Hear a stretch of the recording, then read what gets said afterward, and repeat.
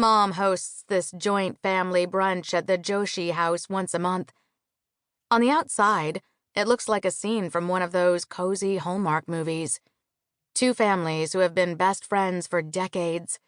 The parents, with their cups of chai and black hair flecked with gray. Their children, dating and working stable jobs that include health insurance. Bowls of green chutney and puffed rice are passed around. The scents of fried eggs and ginger permeate the air. A plate of jalapeno cheddar biscuits is at the center of the table. "I'm like Martha Stewart with cumin and chili powder," Mom used to say. Anita auntie and Mom launch into another conversation, this one about how some random friend's daughter would be the perfect match for the local sari shop owner's son. Karan squeezes Natasha's forearm. "Our moms are out of control." "Seriously, and they both keep each other going," Natasha says. Anita auntie always gets more talkative around Mom. "I get all the Atlanta news from family brunch."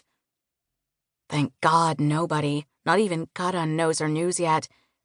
She tries to picture the way everyone will react and then how she'll feel just 24 hours from now. What if she hates living back at home? She always seems to regress to her middle school self when she's here. Maybe she's making a terrible mistake. Her dad and sister, also therapists, would tell her she's catastrophizing again. Her dad and sister would be right. "Karan beta," Mom says.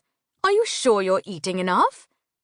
Karan smiles and tilts his full plate toward her. "I took thirds." Mom beams, satisfied. Feeding people is her love language, but she takes it to another level with her precious Karan because she loves him, and also because he's a sign that Natasha has her life together. To be fair, Mom's not the only one who feels this way. Everyone thinks that just because Natasha is in a long-term relationship, she must have some grand things figured out, when really, people in relationships can be just as messed up as people not in them. Mom squeezes her hands together and says, "Ketlo dayo chokroche." "Yes, we all know he is such a good boy," Natasha says. "You're all great kids." Dad smiles. "Jiten, Uncle," Karan's dad, nods. Mom and Anita auntie exchange grins. What is with everyone today?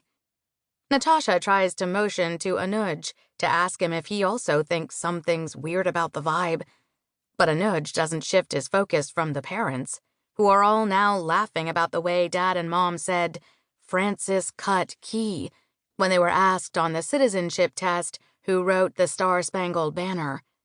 Apparently, one of their friends in Bombay had pronounced the name that way, and it stuck.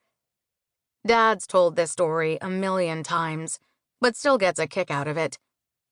We really had no idea what we were doing when we came to this country," Dad says, laughing. He and Anuj glance at their Apple Watches. "Where are Suhani and Zach?" "Anuj, can you check on them?" "I'll do it," Natasha yelps before her brother has a chance to say anything. "I'm, going to go grab some more stuff anyway." By stuff, Natasha means alcohol. Once she's safely in the kitchen, she pours herself another mimosa the proper way, champagne with just a splash of orange juice. She takes a whiff of the fruity drink and wraps her sweaty palm around the cool, smooth glass. At least if everyone's in this great a mood, her news will be received better. She learned years ago that timing is everything when it comes to her family.